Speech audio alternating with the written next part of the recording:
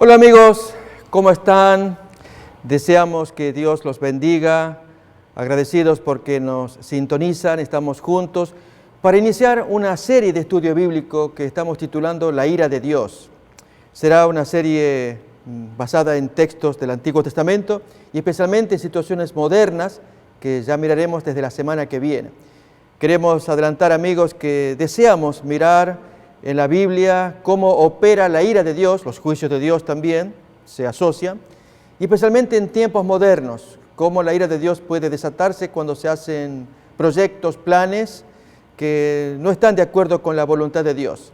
Queremos puntualmente decir que vamos a iniciar estudios acerca de la propuesta que el Papa Francisco I realizó de un pacto global mundial. Acordémonos que la invitación está hecha para el 14 de mayo del año que viene en Roma a todos los referentes, líderes mundiales, para que puedan unirse en un pacto global, le llama él, mundial, en el que se propone desde el referente religioso a todas las comunidades seculares, mundanas diríamos así, a hacer un acuerdo para poder levantar la sociedad, levantar el planeta, sobre todo en el estado de decadencia climática que hay, la destrucción que se cierne sobre esto. Ahí tenemos una imagen de lo que se espera que se produzca el año que viene. La pregunta y reflexión que nos hacemos es si esto no provoca la ira de Dios. ¿Cómo es esto? Uno se preguntaría. ¿Qué relación tiene un evento que aparentemente es recomendable, unirse la gente, las sociedades, en busca del bienestar del planeta, de sanearlo, de llevar adelante una propuesta, un proyecto en el que unidas todas las partes, tan diversas por cierto, puedan llegar a consensos comunes con el ánimo de sacar adelante este planeta? Y entre algunos de los puntos que hace poco el Papa lanzó en su comunicado tiene que ver con la educación de los jóvenes, tener una nueva generación o una generación de jóvenes que entiendan o que hayan sido programados, educados, instruidos en lo que sería una nueva modalidad de hombre, de familia, de comunidad también. Es decir, estamos frente a algo sumamente nuevo, peligroso creemos, y que podría desatar la ira de Dios. Así que vamos a tomar este tema, lo prometimos para la semana que viene. Lo que queremos hacer ahora es ver la base bíblica de lo que es la ira de Dios, que provoca los juicios de Dios. ¿Saben qué es una expresión bíblica? La vamos a mirar, que aparece en el segundo libro de Samuel, el capítulo 24. Vamos a abrir el texto bíblico desde el primer versículo y compararlo a su vez como el autor paralelo de Crónicas, primer libro de Crónicas, capítulo 21. Usa la misma historia, pero en lugar de hablar de la ira de Dios, allí menciona qué específicamente acontece con David, que será el protagonista de una triste historia. De David conocemos que cometió graves errores, es famosísimo el caso de su adulterio con Betsabé, se publicó, está allí en la Biblia, para nuestra enseñanza, nuestra inspiración también, como es el Salmo 51. Pero el rey David también cometió otros graves errores, gravísimos, como el que vamos a mirar en este estudio acerca de la ira de Dios. En este caso, la ira de Dios, una elección del hombre. Es el hombre el que toma el camino que provoca la ira de Dios, o como diría el libro de Crónicas, provoca que Satanás sea el que tenga que actuar guiando el destino del hombre. Vamos pues entonces a mirar primer libro de Samuel, capítulo 24, desde el versículo 21, el versículo 1, perdón, leo lo siguiente. Volvió a encenderse la ira de Jehová, el segundo de Samuel, capítulo 24, versículo 1. Segundo de Samuel, 24, 1. Volvió a encenderse la ira de Jehová contra Israel e incitó a David contra ellos a que dijese: ve, haz un censo de Israel y de Judá. Noten que la expresión que aparece allí es la ira de Dios que se enciende contra Israel. Al ver el texto paralelo de primero de Crónicas, capítulo 21, versículo 1, miramos ya puntualmente a quién se refiere esta expresión, la ira de Dios. Vamos pues entonces a ver primero de Crónicas 21, 1. Pero Satanás se levantó contra Israel e incitó a David a que hiciese censo de Israel. ¿Notamos? Así que la ira de Dios, ahí tenemos los textos paralelos. El de la derecha va primero, segundo de Samuel, lo leemos otra vez. Volvió a encenderse la ira de Jehová contra Israel e incitó a David contra ellos a que dijese: ve, haz un censo de Israel y de Judá. Y el texto paralelo de primero de Crónica 21 nos dice que fue Satanás el que se levantó contra Israel e incitó a David a que hiciese un censo de Israel.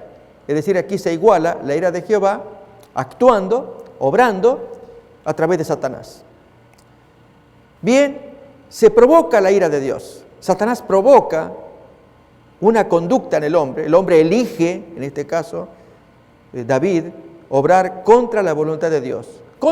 A ver, vamos a ver, leemos los dos textos.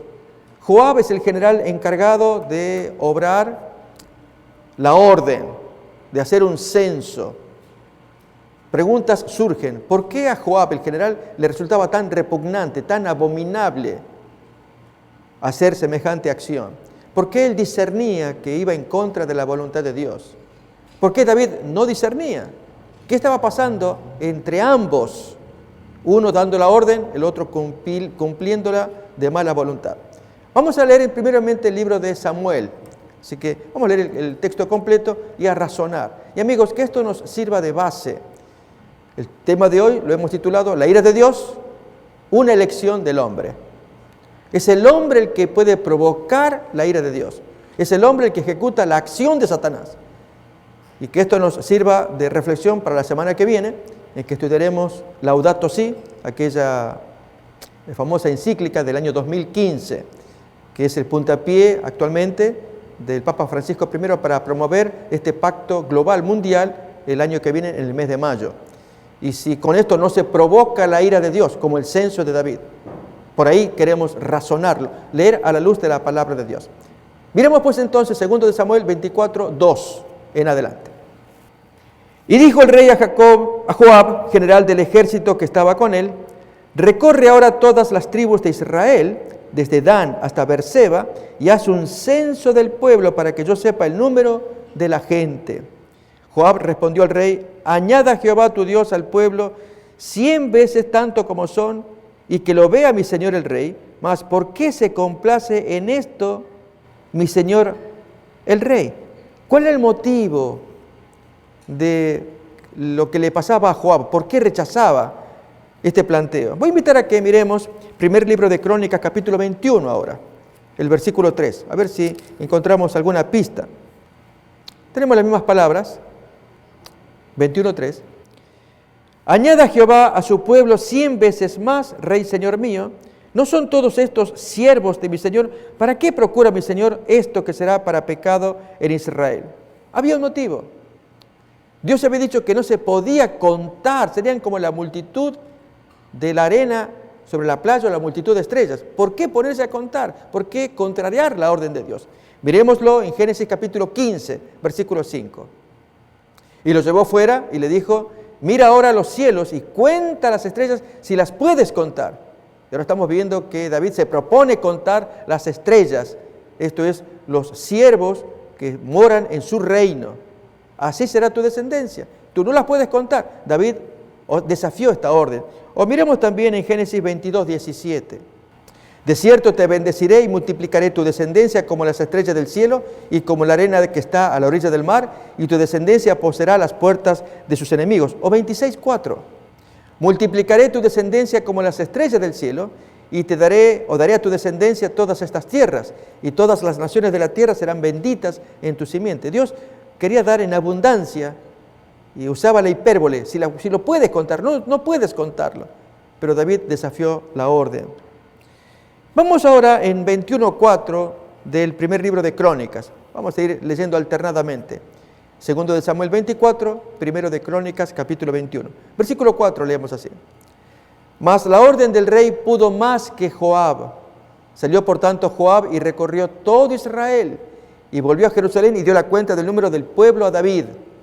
Y había en todo Israel 1.100.000 que sacaban espada, y de Judá 470.000 hombres que sacaban espada. Notemos que con ello el interés de David era saber con cuánta gente fuerte contaba, con cuánto ejército, para poder enfrentar, si era necesario, a cualquier enemigo.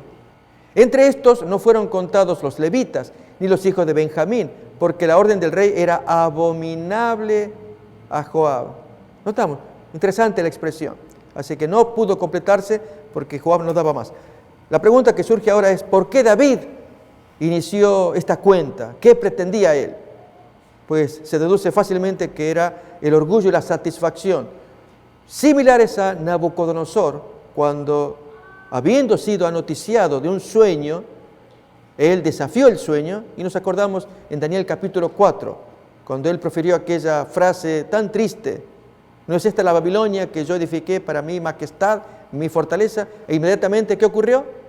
Le cayó la sentencia de los vigilantes y allí quedó loco. Leamos ese texto en Daniel capítulo 4. No difiere de David, el rey, siendo David de tan alto conocimiento. Él tenía mucha revelación de parte de Dios. Leemos todavía más en el capítulo 4 del libro de Daniel, versículo 29. Al cabo de 12 meses, paseando en el palacio del real de Babilonia, habló el rey y dijo: ¿no es esta la gran Babilonia que yo edifiqué para casa real con la fuerza de mi poder y para gloria de mi majestad? Ese era el espíritu que animaba a David para contar semejante población que él tenía, especialmente los que sacaban espada. Cuánto ejército, cuántos guerreros tenía a su servicio para sentirse seguro cuando la seguridad proviene de Dios. Acordémonos de historias tan bonitas como la de Josafat, segundo libro de Crónicas, cuando recibe la amenaza de una hueste innumerable de enemigos que lo querían destruir. Y la fuerza de Josafat estaba en la oración, aunque temblando. Segundo de Crónicas, capítulo 20.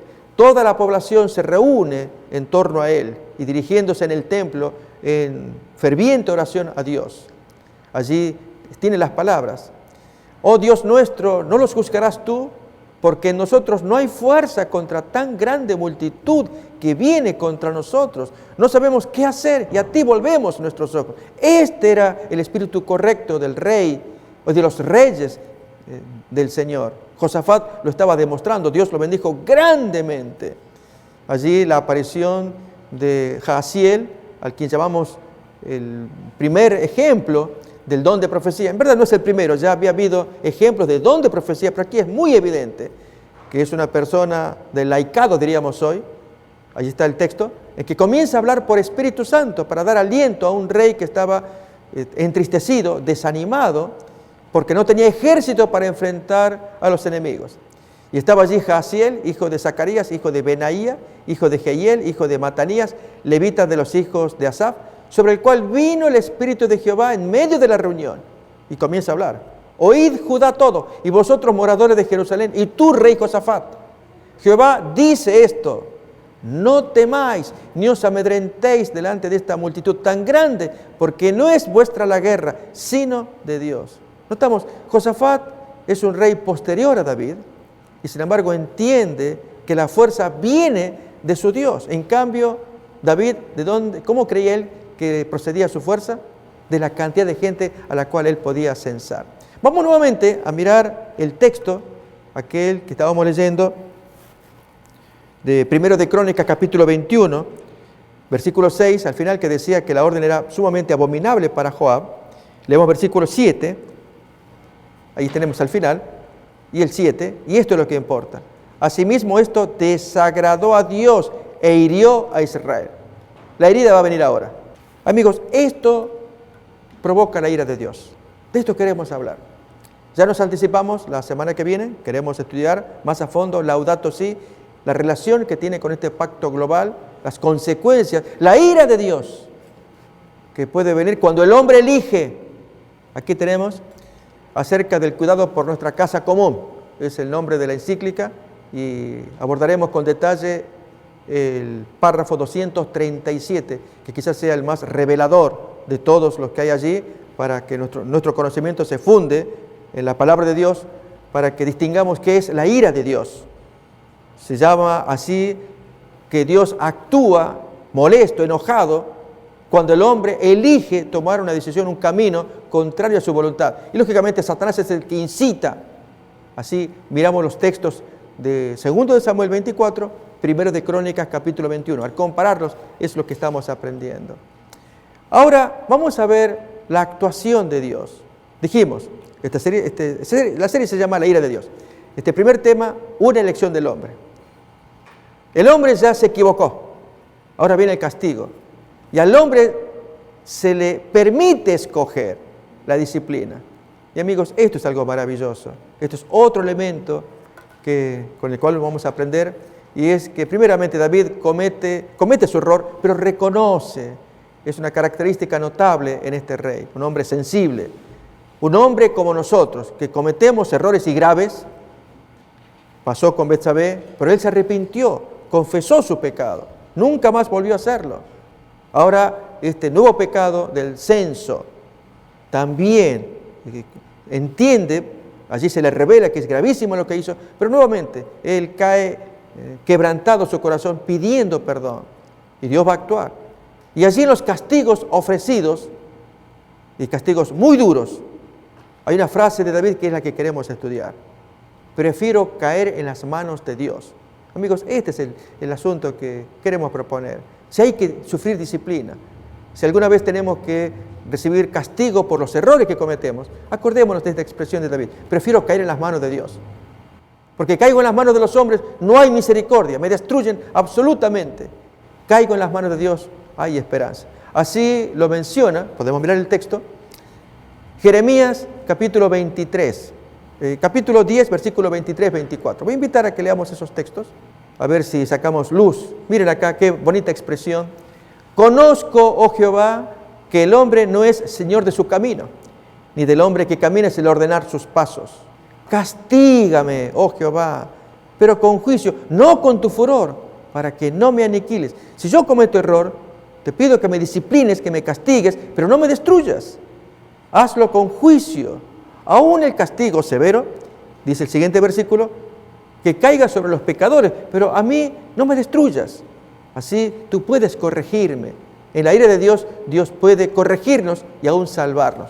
Dice acá, derrama tu enojo sobre los pueblos que no te conocen y sobre las naciones que no invocan tu nombre, porque se comieron a Jacob, lo devoraron, lo han consumido y han asolado su morada. A esa gente sí, derrama tu enojo, pero en mi caso, no lo hagas con tu furor. Bien, vamos a ver entonces cómo opera la ira de Dios. Y traemos estos temas, amigos, ya más adelante escucharemos más sobre los juicios de Dios. Es uno de los asuntos que son complejos, hay conflictos entre los hermanos. Algunos, por ejemplo, que dicen, Dios no castiga, Dios es bueno, no puede castigar. Y amigos, cuando creemos esto o lo enseñamos, confundimos a la gente, además de confundirnos nosotros. Guiémonos por la sola palabra que enseña la Biblia, y acá estamos viendo claramente, el hombre elige cometer un pecado, elige la mala acción, provoca la ira de Dios, y vemos que Satanás está detrás de esto, y decir que Dios no castiga. Bien, leamos el texto entonces, estamos en 1 de Crónicas, capítulo 21, versículo 7 nuevamente. Asimismo esto desagradó a Dios e hirió a Israel. 8. Entonces dijo David a Dios, he pecado gravemente al hacer esto. Te ruego que me quites la iniquidad, o que quites la iniquidad de tu siervo, porque he hecho muy locamente. Amigos, estas son las cosas preciosas y bonitas que tiene la Biblia. Y es que muestra casi descarnadamente los errores del hombre, las intimidades. Pero en este caso con David se ve un hombre que aflige su corazón. Ya Dios lo había descrito en 1 de Samuel capítulo 13, 14. Dios estaba escogiendo a alguien para que sucediera a Saúl en reemplazo a errores graves que Saúl había cometido, desobedeciendo a Dios. Pero miramos la expresión que Dios utiliza para con David. Mas ahora tu reino no será duradero, le dice Samuel, el profeta, a Saúl. Jehová se ha buscado un varón conforme a su corazón, al cual Jehová ha designado para que sea príncipe sobre su pueblo, por cuanto tú, Saúl, no has guardado lo que Jehová te mandó. Esa expresión, un varón conforme al corazón de Dios, esa debería ser nuestra apetencia, que Dios nos mire y diga, este yo lo quiero, se me parece. un varón conforme a mi corazón, a lo que yo quiero, al plan que quiero. Y amigos, esto significa que tendremos que tomar decisiones frontales contra el pecado, aún frontales contra seres amados que fomentan el pecado.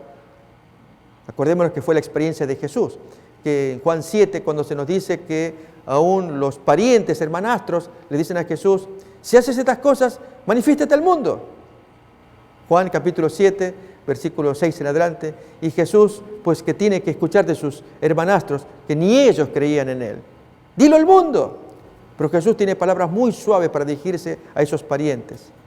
Miremos el texto también de Juan capítulo 7, versículo 6.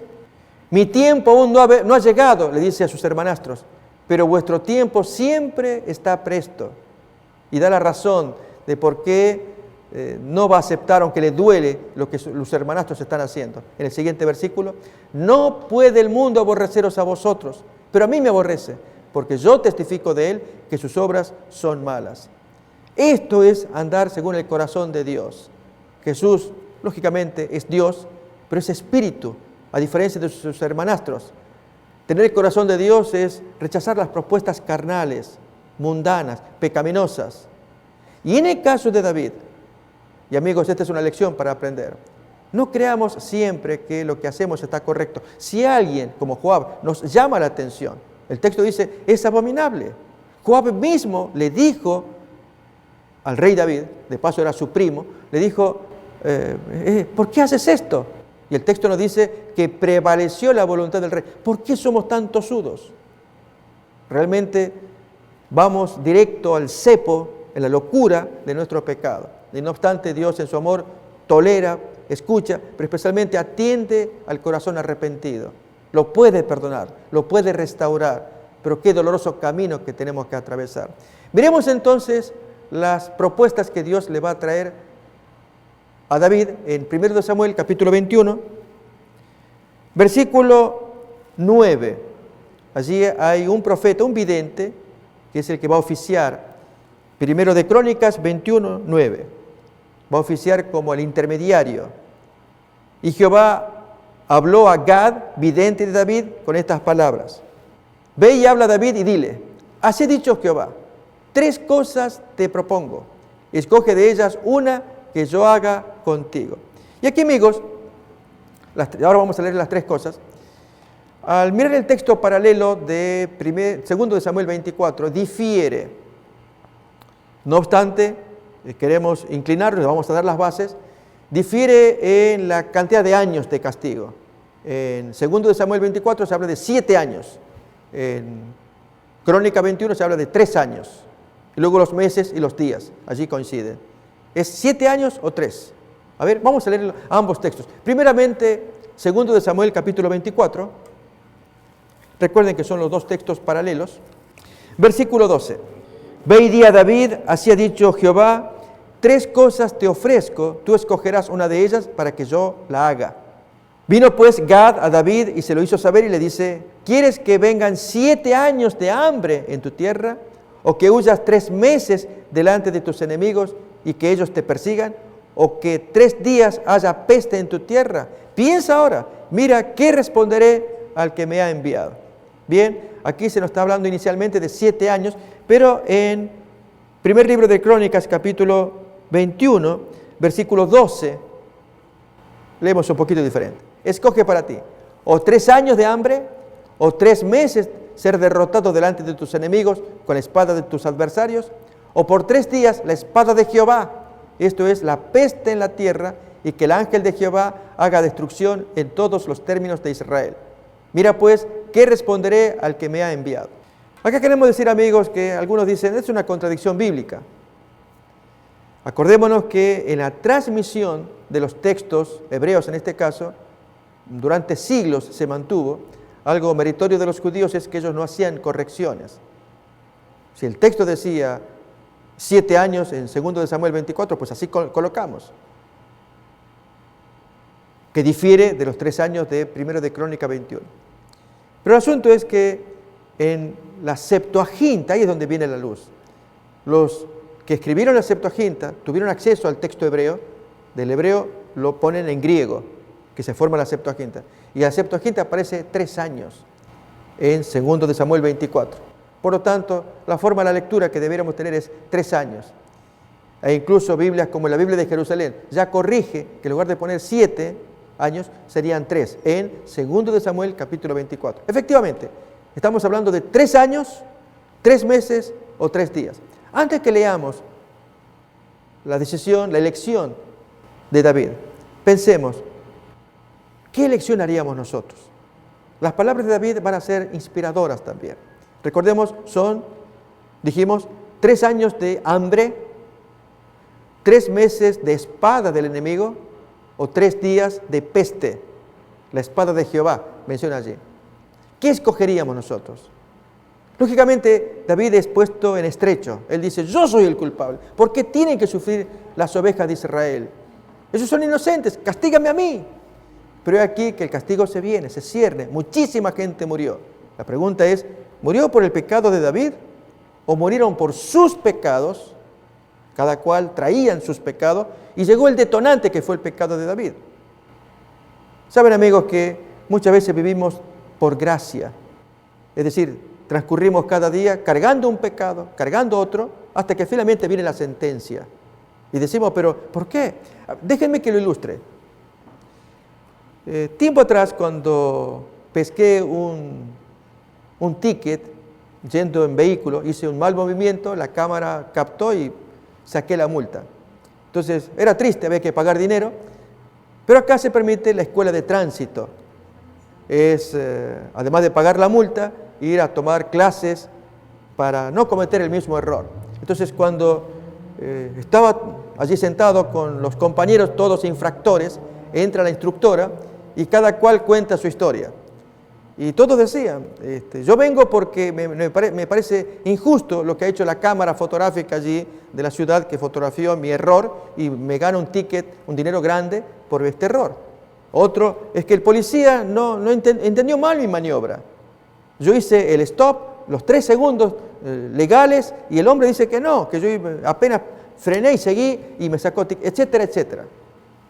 A lo que la instructora dijo, amigos, ya los escuché a todos, pero les hago la pregunta, ¿cuántos de ustedes no han tenido 500 infracciones en tantos meses de manejada y en eso los agarró esta infracción?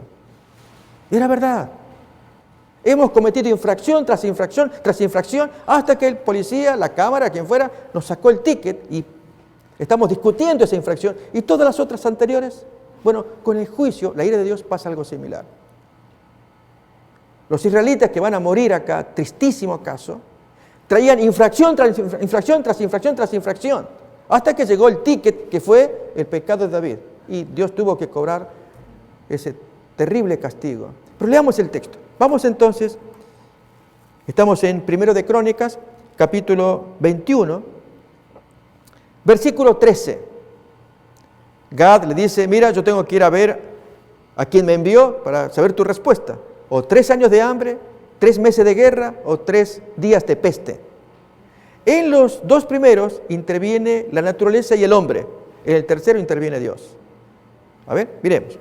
21:13, 1 de Crónicas. Entonces David dijo a Gad, al vidente, estoy en grande angustia, ruego que yo caiga en la mano de Jehová, porque sus misericordias son muchas en extremo, pero que no caiga en manos de hombres. Él no quiere ser castigado por los hombres, o sea, los 3 meses de guerra con los hombres, no quiere. Aún los 3 años de hambruna es severo, muere mucha gente. Prefiero que Dios, en la peste de Dios, de los 3 días, será terrible. A ver cómo sigue más, versículo 14. Así Jehová envió una peste en Israel y murieron de Israel 70,000 hombres. Otra vez, amigos, sería bueno, qué bonito, si pudiéramos estar aquí en la mesa y discutir. Ustedes quisieran traer sus opiniones, ¿las pueden hacer? Acá tenemos el título del primer tema. Una elección del hombre, la ira de Dios. El hombre elige, provoca a Dios. Y que aquí en la mesa podamos dialogar, ¿por qué tienen que morir 70,000 por el pecado de un hombre? De hecho, David lo cree así. Muchos lo han creído también. Si el hombre cometió pecado, que lo pague. ¿Por qué tiene que pagarlo la otra gente? ¿Sabe? Hay sabiduría cuando estudiamos los hechos de Dios y extraemos lecciones en lugar de querer dar vuelta, hacerla mejor, explicarlo mejor. Que sirva la ilustración que conté de las infracciones frecuentes de tránsito hasta que llegó el momento en que vino el ticket, pero hemos cometido muchas infracciones previas. Nos caracterizamos por cometer pecados. Estos 70.000 que cayeron en la peste, muy probablemente, no cayeron por el pecado de David, sino cayeron por sus propios pecados. Dios es justo. Solamente que llegó la hora a esa gente. Y en muchos casos, si hubiéramos estado allí, hubiera llegado nuestra hora. ¿Por qué abusamos de la misericordia de Dios? En lugar de andar día a día en santidad, en limpieza delante de Dios. Nos confiamos y en eso cayó la peste también a nosotros, porque veníamos descuidados. Este es un pensamiento solemne. Dios quiere que siempre estemos preparados. Tenemos el texto acá. El alma que pecare, esa es la que va a morir. El Hijo no llevará el pecado del Padre, ni el Padre llevará el pecado del Hijo. La justicia del justo caerá sobre él, y la impiedad del impío será sobre él. En el caso de este tema que estamos estudiando, cayó la justicia de Dios sobre mucha gente, y la semana que viene, por la gracia de Dios, cuando empecemos a estudiar Laudato Si y la ira de Dios, que se está provocando. Yo sé, amigos, que muchos preguntarían, ¿por qué se usa la expresión la ira de Dios con algo tan noble, supuestamente, que el Papa Francisco está promoviendo de un pacto mundial, global, de unirse la religión, en este caso la Iglesia Católica, con los máximos referentes mundiales para buscar en común una bondad, una ventaja para el planeta, para que podamos vivir más sanamente en lo que respecta a la ecología, para promover una educación donde estemos de acuerdo, y uno empieza a razonar, parece noble, pero amigos, estamos recurriendo a métodos mundanos que no están aprobados por Dios. ¿Cómo no habré de pedir al Señor que me guíe? Señor, ¿qué tengo que hacer para cuidar el planeta? Y efectivamente Dios dice, hay un mandamiento. Y ya me adelanto, amigos, pero lo estudiaremos con más detalle la semana que viene. El mandamiento del sábado.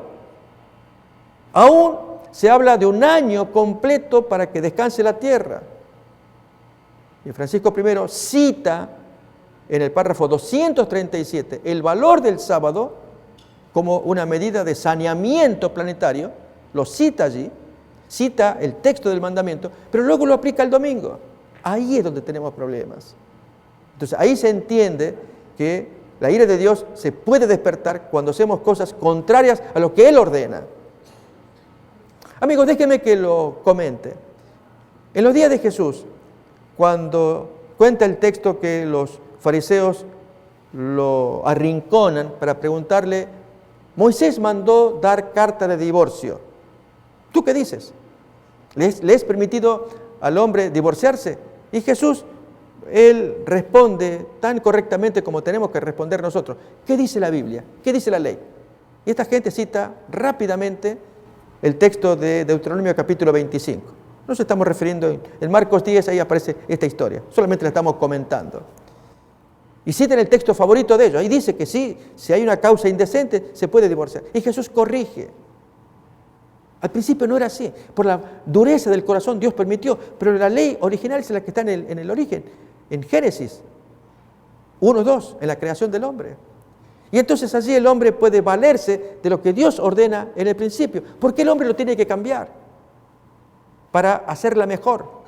Bueno, hoy pasa lo mismo con estas propuestas ecológicas. Si queremos sanear el planeta, hagamos lo que Dios ordenó.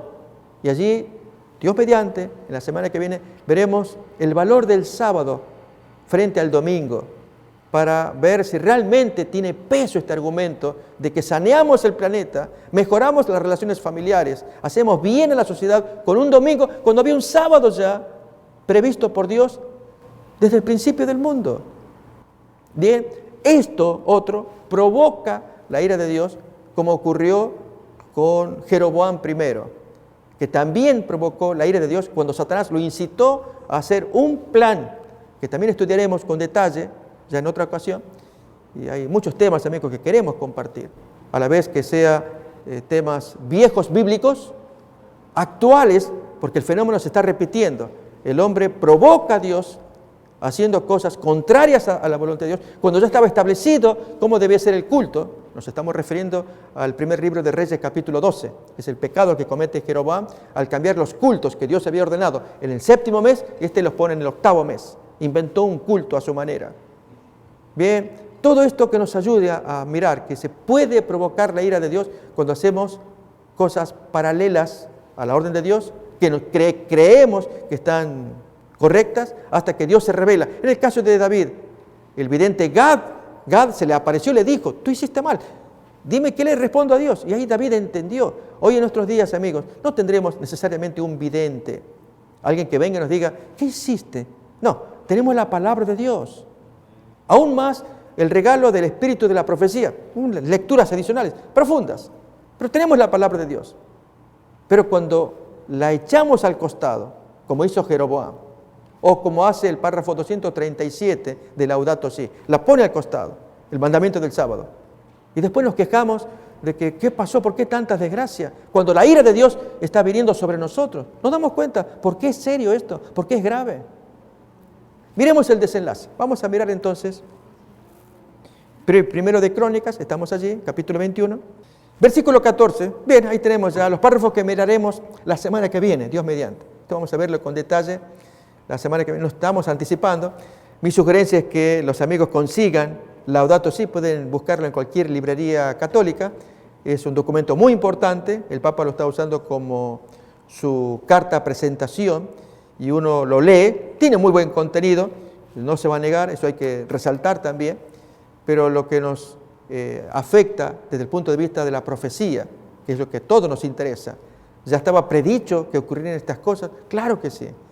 Y desde acá, de esta humilde producción, queremos abrir los ojos a la gente, decirles: ya estaba dicho en Apocalipsis, capítulo 17, por ejemplo, los del pacto global, ya aparecía en el capítulo 17, versículo 17 también, todo clarito ahí estaba.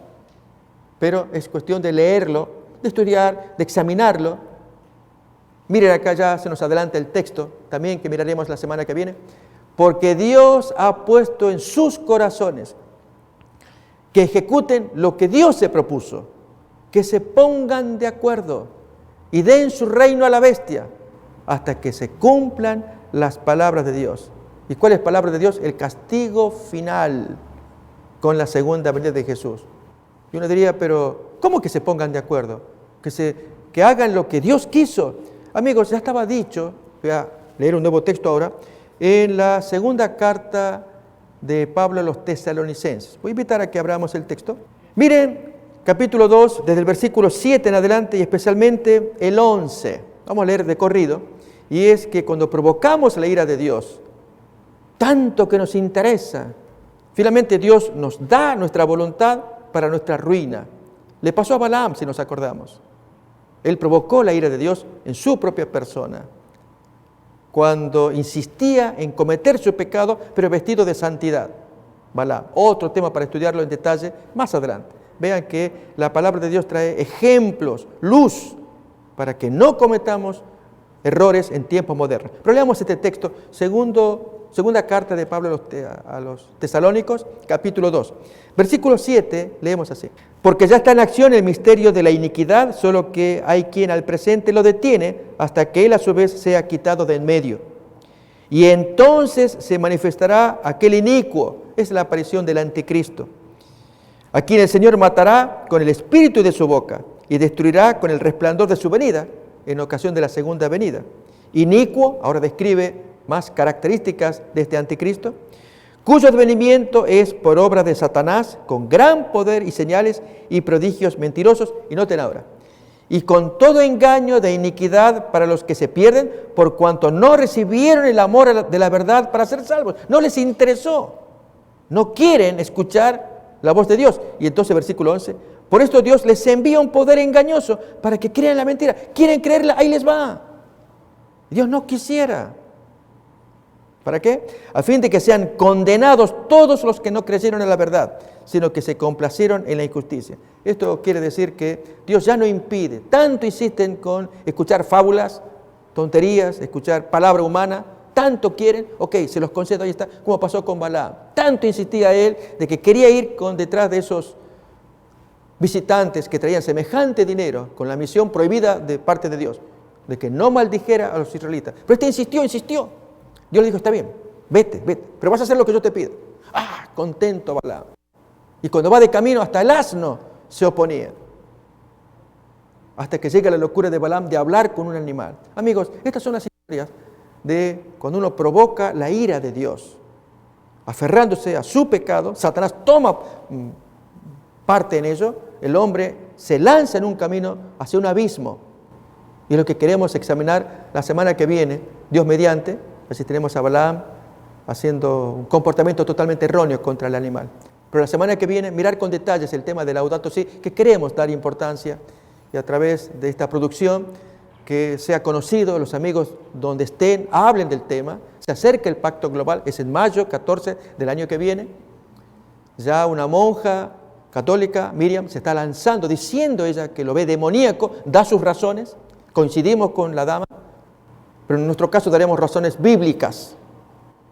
Y es lo que nos importa, a ustedes les importa. La base bíblica por lo cual creemos lo que creemos. Amigos, estamos llegando a los bordes del tiempo del fin. Tiempo de definiciones. ¿Qué haremos? ¿Vamos a tomar partido de un pacto global donde hay referencia religiosa y política cuando el Señor amonesta que se unan ambas partes? Miraremos ejemplos bíblicos del peligro que significa pedir auxilio político, porque junto con el auxilio viene también el pago, la factura, decimos. Se las va a cobrar, porque yo pedí auxilio y Él viene con su arreglo también, para perjudicarme. ¿Acaso no puedo valerme de mi Dios en lugar de pedir auxilio político? ¿Acaso no es Dios el que tiene que enseñarnos a todos cuál es su voluntad? En lugar de hacer un arreglo político para ver cómo educamos a los jóvenes, para mantener sano este planeta. ¿Notamos? Aquí hay problemas serios, estructurales, de un riesgo gravísimo en que el hombre busca auxilio humano para querer sanear algo que ya, de acuerdo a la profecía, esto viene para abajo y se hunden más quienes participan en ello, frente a un castigo que será inevitable. Bien, culminemos entonces esta lectura que tenemos de primer libro de Crónicas, capítulo 21. Leíamos 21:14. Así Jehová envió una peste en Israel y murieron de Israel 70,000 hombres. Y envió Jehová el ángel a Jerusalén para destruirla. Ahora le tocaba el turno a Jerusalén. Pero cuando él estaba destruyendo, miró Jehová y se arrepintió de aquel mal y dijo al ángel que destruía, ya, detén tu mano. O sea, había que castigar. El texto nos va a decir en otra parte que Dios no es como el hombre que se arrepiente, pero él le duele. Y al ángel dice, ya basta. Ya, tanta muerte que hay. Pero algo pasó. Y amigos, lo que vamos a leer ahora es lo que inspira al Señor, que lo motiva para hacer un freno. ¿Qué es? Versículo 15. Y envió Jehová al ángel a Jerusalén para destruirla, pero cuando él estaba destruyendo, miró Jehová y se arrepintió de aquel mal y dijo al ángel que destruía, basta ya, detén tu mano. El ángel de Jehová estaba junto a la era de Ornán Jebuseo. Y alzando David sus ojos, vio al ángel de Jehová que estaba entre el cielo y la tierra, con una espada desnuda en su mano, extendida contra Jerusalén. Entonces David y los ancianos se postraron sobre sus rostros, cubiertos de cilicio. Y notemos la oración tan humilde, humillada de David.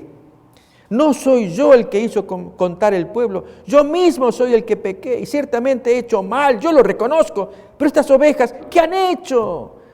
Jehová, Dios mío, sea ahora tu mano contra mí, contra la casa de mi padre, y no venga la peste sobre tu pueblo. Ahora, mira, advierte la enormidad de su pecado.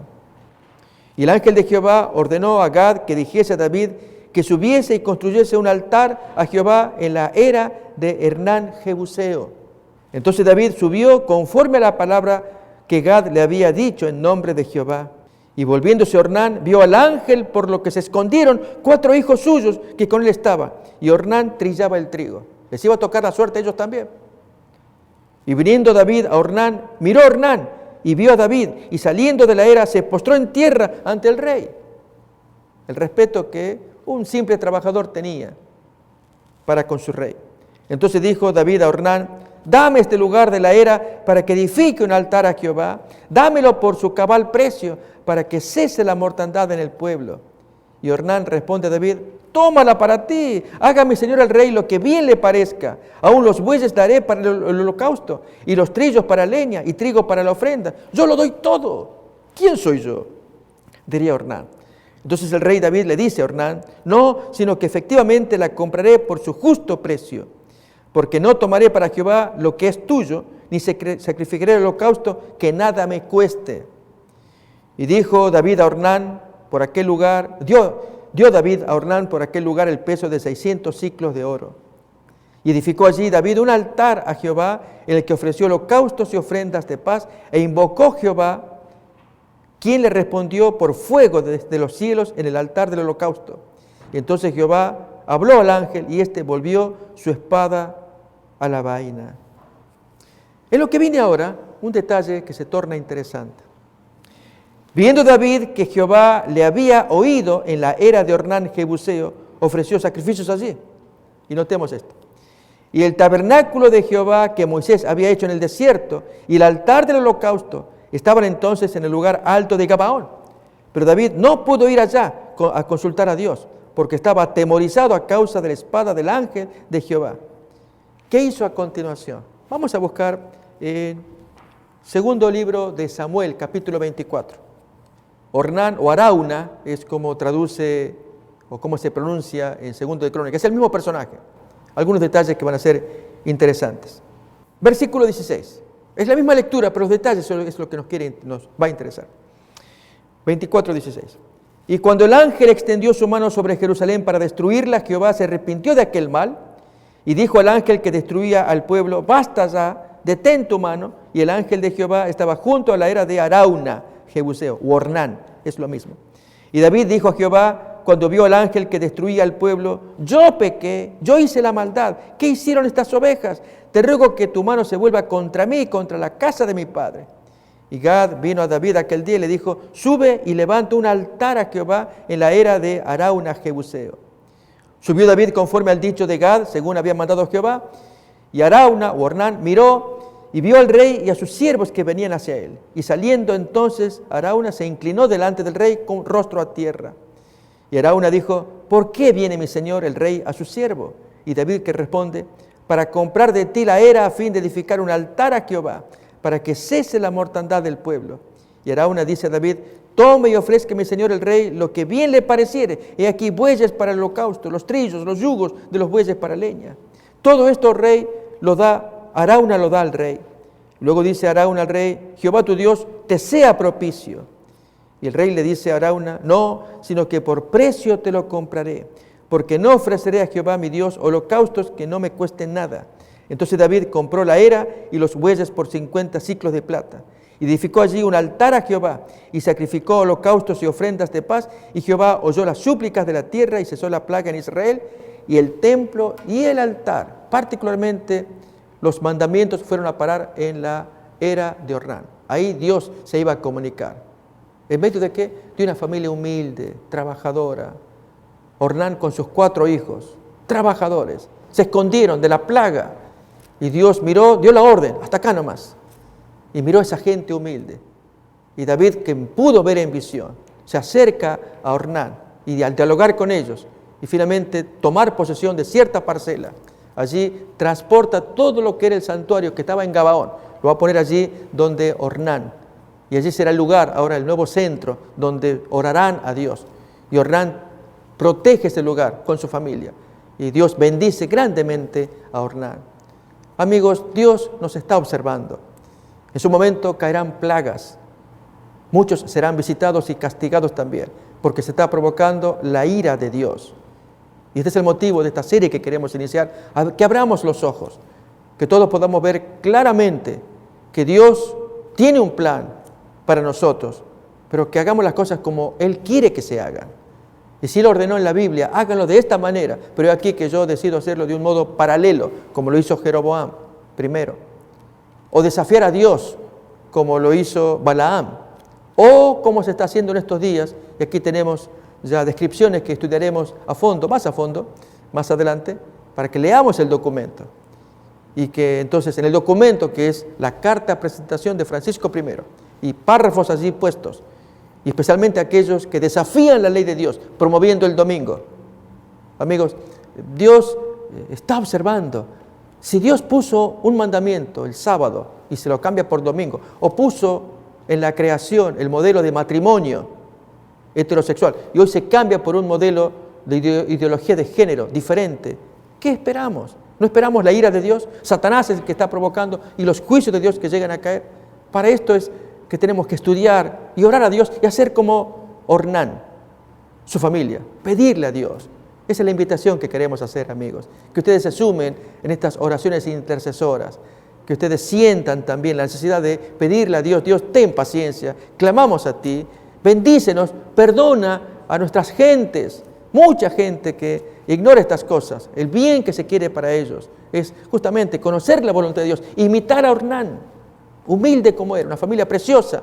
Dios allí se detuvo con intención para bendecir a esa familia, para que viéramos en esa gente un modelo de cómo tenemos que ser en nuestros días. Gente de oración, consagradas, humildes, de bajo perfil decimos, pero bien ciertos en ver la voluntad de Dios y hacerla. ¿Lo querríamos hacer? Esa es la invitación que estamos trayendo, amigos, en esta nueva serie, La ira de Dios. El tema de hoy, una elección del hombre. Deseamos que Dios los bendiga, que los acompañe, que los guarde y que tengan su buen momento con su familia. Bendiciones desde acá. Dios les acompañe. Gracias.